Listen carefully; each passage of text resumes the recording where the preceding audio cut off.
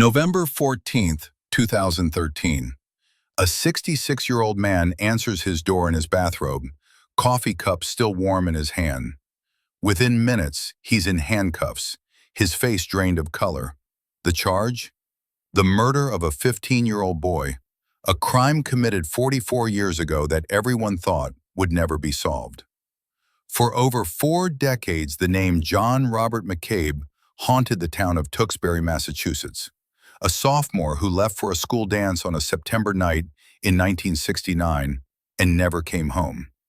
His body was found 3 days later, bound, gagged, strangled, and discarded in a vacant lot like trash. The case went cold. Detectives retired. His parents died without answers. The file gathered dust in a cabinet, becoming just another unsolved murder from an era before DNA, before databases, before justice seemed possible for cases this old. But Margaret McCabe never stopped waiting. John's younger sister, just 12 years old when her brother was killed, spent 44 years carrying his memory, visiting his grave every September 21st without fail, calling the police department year after year, asking the same question. Any updates? For 44 years, the answer was always the same. No, ma'am, but we haven't forgotten him. Empty words, kind but empty. Until one summer afternoon in 2013, when a casual conversation at a backyard barbecue changed everything. What started as drunken rambling at a party would unravel a secret that had been buried for nearly half a century. A secret that would finally give Margaret the one thing she'd been fighting for since she was a child: the truth. But what detectives discovered wasn't just about one murder.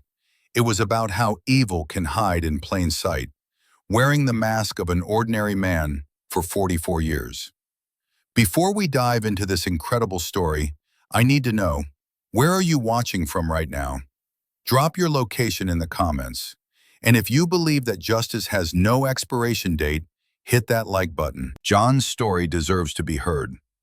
Our story begins on a warm Saturday evening in September 1969 in the quiet, working-class town of Tuksbury, Massachusetts, a town where everyone knew everyone, where kids rode bikes until dark, and where a 15-year-old boy named John McCabe was getting ready for what should have been just another teenage Saturday night.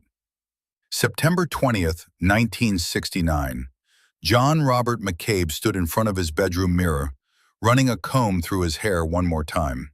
The transistor radio on his nightstand played the latest hit from the Beatles, songs his parents didn't understand, but that made him feel like part of something bigger.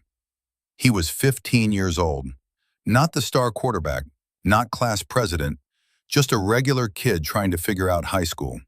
He bagged groceries at the Stop and Shop 3 afternoons a week for $1.30 an hour, saving up for a car he couldn't tell his parents about yet. His algebra homework sat unfinished on his desk. He'd deal with it Sunday. Tonight was about the dance at the YMCA.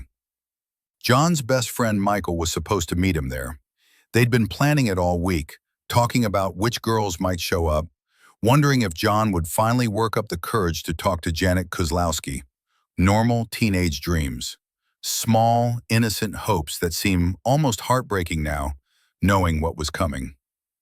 At 7:30 p.m., John called out to his mother Patricia that he was leaving. She was in the kitchen, his father Robert working a double shift at the textile mill.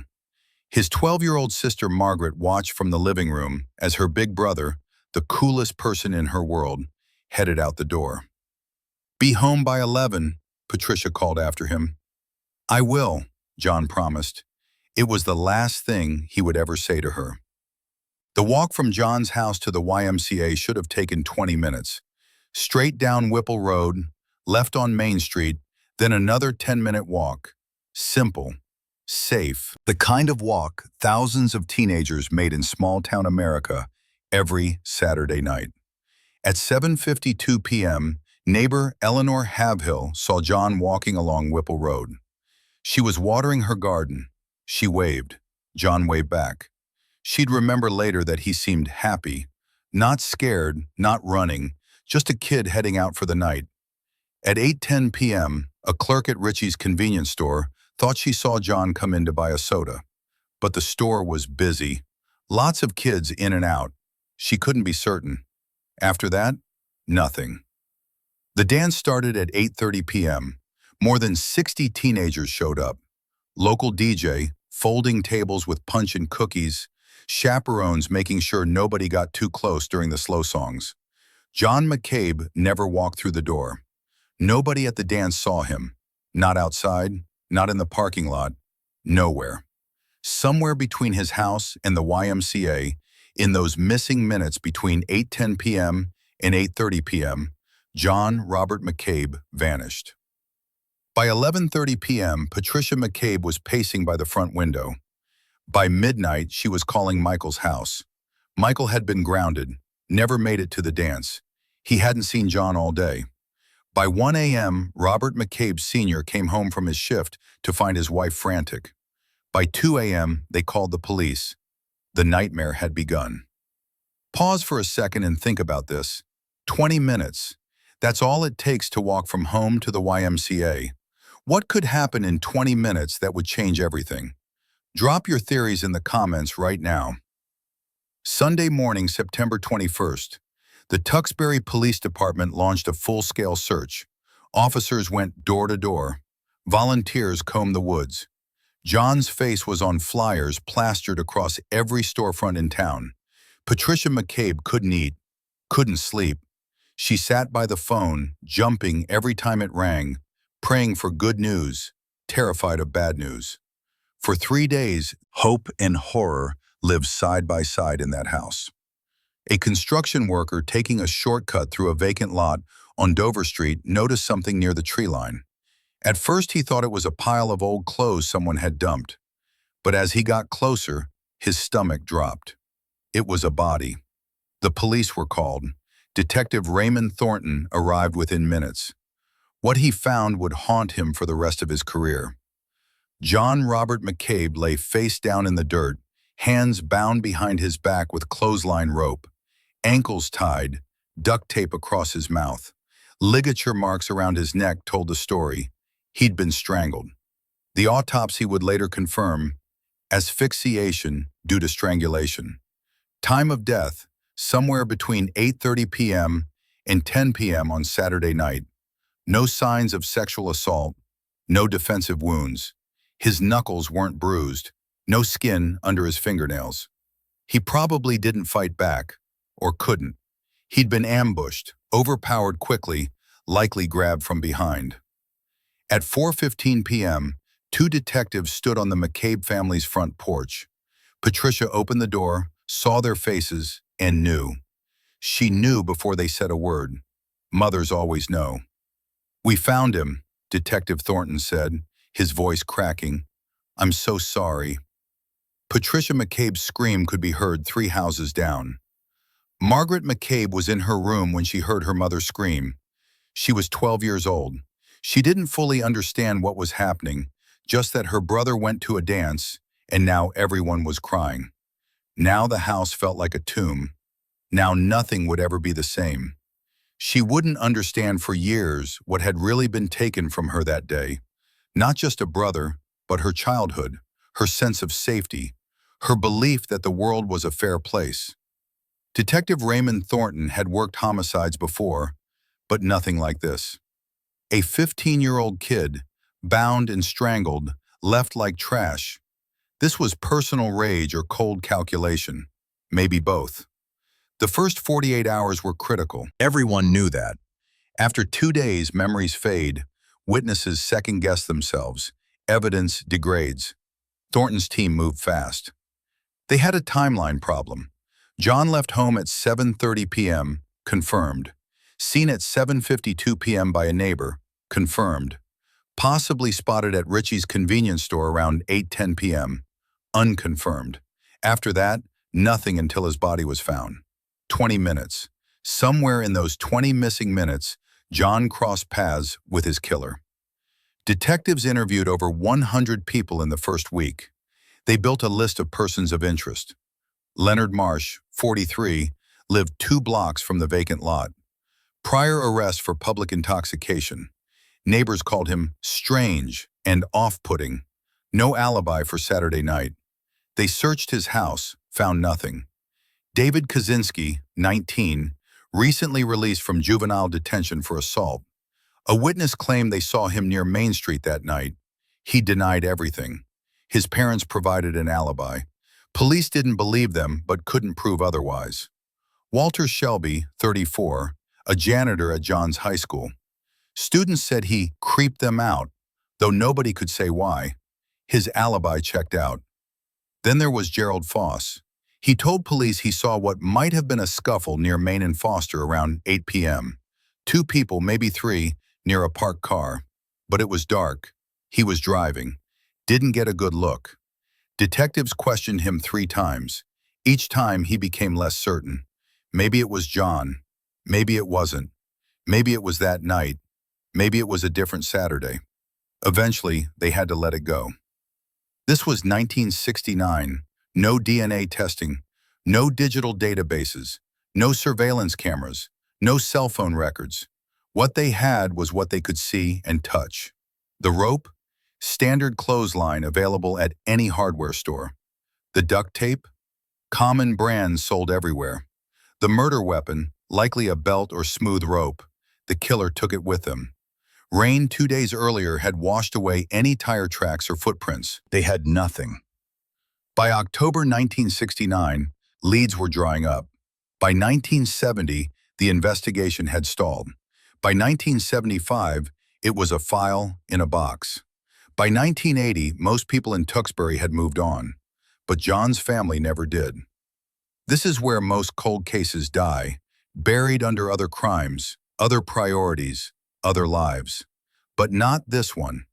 If you think every victim deserves justice, no matter how long it takes, hit that subscribe button right now, because what happens next proves that some secrets can't stay buried forever. Time doesn't heal all wounds. Sometimes it just makes them quieter. Patricia McCabe never changed John's room. The bed stayed made. The posters stayed on the walls. His clothes hung in the closet. She'd go in there sometimes, sit on the edge of his bed, run her hand over the blanket, and talk to him like he was still 15, still coming home. Robert McCabe Sr. couldn't go in that room. Not once. Not ever. He went back to work 2 weeks after the funeral. What else was he supposed to do? Bills didn't stop. Life kept dragging forward whether you were ready or not. He picked up extra shifts, worked doubles, weekends, anything to stay busy. Anything to keep his mind from circling back to the same question: who took my son? Margaret McCabe grew up angry. Angry at the police for not catching whoever did it. Angry at God for letting it happen. Angry at John for leaving her. Angry at the world for moving on like nothing happened. At 16, she decided she wanted to be a detective, solve cases like her brothers, make sure families got answers. She took criminal justice classes, lasted 1 semester. Turned out studying crime didn't give her closure. It just ripped the wound open wider. She dropped out, worked retail, bounced between jobs, never married, never had kids. She stayed in Tuksbury because leaving felt like abandoning John. Every September 21st for 44 years, she visited his grave, brought flowers, sat in the grass, talked to a headstone, never missed once. Patricia McCabe died in 1994, heart attack. She was 68 years old.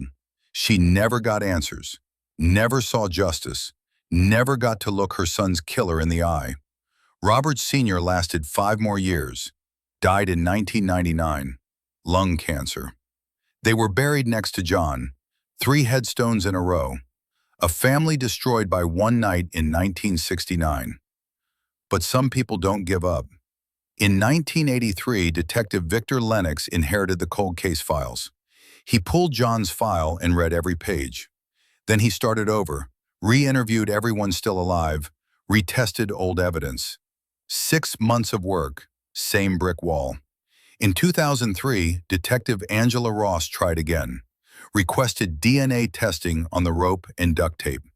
The results came back inconclusive. The evidence had degraded, been stored improperly, exposed to heat and humidity. Whatever biological material might have been there was gone. By 2010, the case was 41 years old. Most of the original detectives were dead. Witnesses were elderly or gone. Margaret was 53, still unmarried, still visiting John's grave, still calling the police every September 21st. The answer was always the same. No updates, ma'am, but we haven't forgotten him. And then, in the summer of 2013, something remarkable happened. Something that proves cold cases don't stay cold forever. Not when someone finally talks. Not when the right person hears the wrong thing at the right time. July 2013, a backyard barbecue in Lowell, Massachusetts. Hot summer afternoon, burgers on the grill, cooler full of beer. 15, maybe 20 people standing around talking about nothing important. There was a woman at the party named Joanna Bartlett, mid-50s, nurse, grew up in Tuksbury. At some point, she ended up in conversation with a man she'd never met, Peter, friend of a friend. A little drunk, a little too talkative. They were talking about Tuksbury. Peter mentioned he had a cousin who used to live there back in the day. Real piece of work, Peter said. Guy's been in and out of trouble his whole life. Joanna nodded politely. Then Peter kept going. You ever hear about that kid who got killed there back in the 60s, tied up and strangled? Joanna froze. John McCabe. Everyone in Tuksbury knew about that. Peter took a sip of his beer. My cousin knew something about it. Joanna's heart started racing. What do you mean? He told me once, years ago when we were drinking, he said he knew who did it. Said some guy he hung around with back then was involved. Never got caught. Are you serious? Peter shrugged. That's what he said. I don't know if it was true. My cousin lies about a lot of shit. What's his name? Why? Just tell me. Peter hesitated. Then he gave her a first name. Wouldn't say more. Got uncomfortable. Changed the subject. But Joanna didn't let it go. She sat in her car for 20 minutes after leaving the party. She could ignore it, pretend she never heard it, mind her own business. Or she could make a phone call. She pulled out her phone and searched for Tuksbury Police Department. That phone call would change everything. Detective Kevin Moran took the call on a Tuesday morning. Joanna explained what she'd heard, the cousin, the claim about knowing who killed John McCabe, the names she'd managed to get. Moran listened, took notes, then walked down the hall to Lieutenant Frank Duca, who oversaw cold cases. Duca was 56, 2 years from retirement. He'd seen the McCabe file more times than he could count. Every few years, someone called with a tip. 99% went nowhere, but you still had to follow up. You owed that to the family. Get me the file, Duca said. Moran pulled the McCabe case from storage.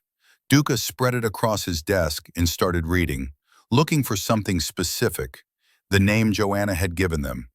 And he found it. Buried in a witness statement from 1969, a teenager who'd been interviewed briefly after John's murder. Not a suspect, just someone who knew people in the area. Someone who'd been questioned and cleared. Someone whose name had been forgotten for over 40 years. Wayne Delaney. And next to Delaney's name in multiple reports was another name. Someone he worked with. Someone he was seen with in 1969. Someone who'd also been questioned briefly and cleared. Edward Ruggiero. Within a week, a joint task force was formed. Tuksbury PD, State Police, forensic analysts. Their mission? Find Wayne Delaney and Edward Ruggiero and find out what they knew. It took less than 2 days to locate them. Both men were still alive, both living within 15 minutes of Tuksbury. Wayne Delaney was 63, living in Billerica on disability. Multiple arrests over the years, assault, drugs, DUI. Edward Ruggiero was 66, living in Billerica, retired from construction. Married, 3 adult children, no major criminal record. On a Thursday afternoon, detectives knocked on Delaney's door. When they told him they wanted to talk about John McCabe, his face went pale. I don't know nothing about that, he said immediately. "We're not accusing you of anything. We just want to ask a few questions." I talked to the cops back then, told them everything I knew, which was nothing. "Then this won't take long." The interview went in circles. Delaney stuck to his story, denied everything, got defensive, angry, finally told them to leave. But Duca saw it in his eyes. He was hiding something.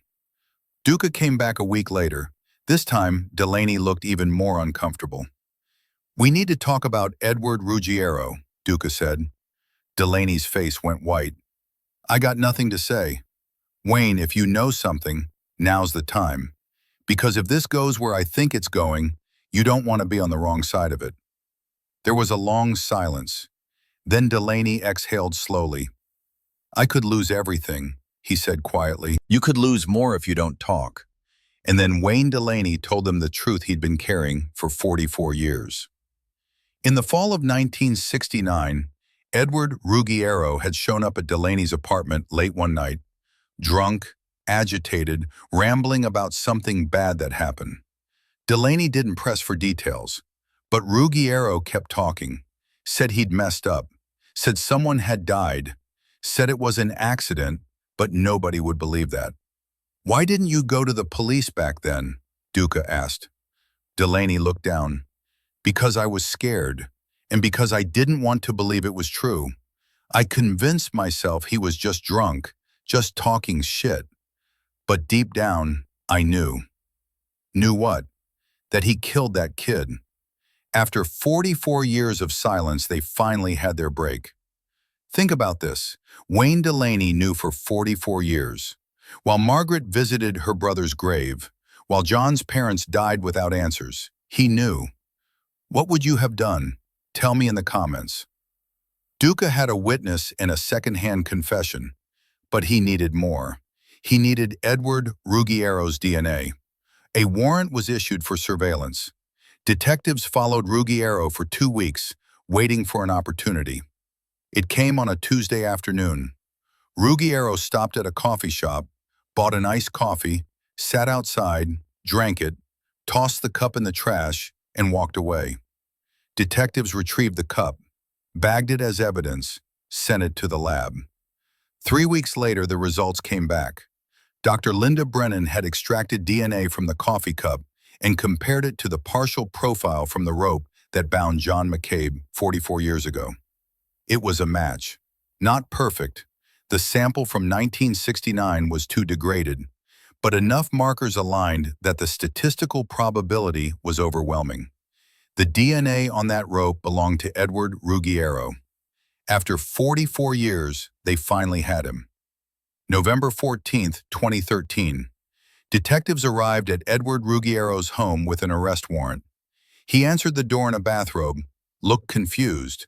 Then he saw the badges, the uniforms, and his face changed. He knew. "Edward Ruggiero, you're under arrest for the murder of John Robert McCabe." They cuffed him, read him his rights, walked him to the patrol car while neighbors stared. Ruggiero didn't say a word. Not then, not in the car, not at the station. He just sat in the interrogation room, hands folded, staring at the table. After 44 years of silence, John McCabe's killer finally had a name. Duca called Margaret McCabe that afternoon, told her they'd identified a suspect, told her they were moving forward with an arrest. She didn't say anything for a long time. Then she whispered, "Thank you." That night, she visited John's grave, knelt in the grass, told him they'd finally caught the man who killed him. "I'm sorry it took so long, Johnny," she whispered, "but we got him. We finally got him." The trial began in April 2014. The courtroom was packed. Margaret sat in the front row, staring at the man who'd stolen her brother 44 years ago. The prosecution presented their case, DNA evidence, Wayne Delaney's testimony, the timeline that placed Ruggiero near the scene, his car spotted near the dump site. The defense argued the evidence was too old, memories unreliable, DNA inconclusive, reasonable doubt. The jury deliberated for 4 days. On May 2, 2014, They returned a verdict: guilty, first-degree murder. Margaret McCabe collapsed in her seat and sobbed. For the first time in 44 years, someone was being held accountable for her brother's death. Edward Ruggiero showed no emotion, just stared straight ahead. At sentencing on June 19, 2014, Margaret stood at the podium and looked directly at Edward Ruggiero. "My brother was 15 years old when you killed him," she said, her voice shaking. "He was excited about a dance, about seeing his friends, about being a normal teenager. You took that from him. You took everything from him. My parents died without knowing who killed their son. They spent decades wondering, hoping, praying. They never got answers. You made sure of that. I don't know if you feel any guilt. I don't know if you ever think about what you did, but I hope you do. I hope every day for the rest of your life you think about the boy you killed, the family you destroyed, the 44 years we spent waiting for justice." Ruggiero said nothing, refused to speak. Judge Donnelly delivered the sentence: life in prison without the possibility of parole. The gavel came down. Ruggiero was led away. He didn't look back. The news spread quickly: life sentence for the man who killed John McCabe. Justice after more than 4 decades. In Tuksbury, reactions were mixed. Relief, anger, sadness. Some felt vindicated, the case had finally been solved. Others felt frustrated it took so long. "Better late than never," one resident said, "but it shouldn't have taken 44 years. Margaret McCabe gave one statement to the local paper: "I don't know if this is closure. I don't know if there is such a thing, but it's something. It's an answer. And after 44 years, that's more than I ever thought I'd get." The McCabe case became a teaching tool for law enforcement across the country. It proved that cold cases could be solved with persistence, modern technology, and sometimes just one person willing to speak up. Within years, other cold cases started cracking open. A 1978 case in Vermont, a 1983 murder in Rhode Island, 3 more across Massachusetts in 2017. John's case created a ripple effect. But it also taught us about the cost of silence. Wayne Delaney knew something in 1969. He stayed quiet for 44 years. Every year that passed was another year John's family lived without answers. Another year, Edward Ruggiero lived without consequences. When Delaney finally came forward, he said he was tired of carrying it. And that's the thing about truth. It's heavy, but lies are heavier, and eventually they crush you. 44 years is more than half a lifetime. It's long enough for a child to grow up, have children of their own, and watch those children become adults. But for some things, time doesn't matter. Truth doesn't have an expiration date. Justice doesn't get old. And the weight of an unanswered question doesn't get lighter just because decades pass. John Robert McCabe was 15 years old when he died. He wanted to go to a dance. He never made it. But today, his story lives on. His name is remembered.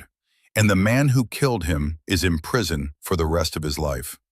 That's not the ending John deserved, but it's the ending his family fought 44 years to get. And it matters. If this case moved you, share this video right now. Someone else needs to hear John's story. Someone else needs to know that cold cases can be solved, that families can get answers, that justice, no matter how long it takes, is always worth fighting for. Subscribe to True Crime Unveiled. We're covering more cases that deserve to be told, cases that need people like you to keep them alive.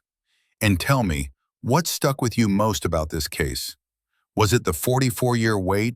The party conversation that changed everything? Margaret's strength? Drop your thoughts in the comments below. I read every single one. John Robert McCabe, 15 years old, gone but never forgotten. This is True Crime Unveiled, and this is his story.